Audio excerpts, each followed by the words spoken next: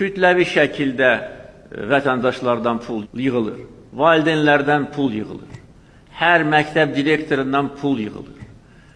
Rayon mərkəzi xəstəxanasının baş həkimindən icra hakimiyyətinə pul verilir. O da öz növbəsində bütün şöbələrdən hər ay haqq yığır.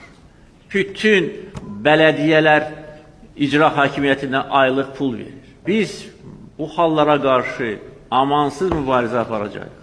Və haqq da bizim tərəfimizdədir.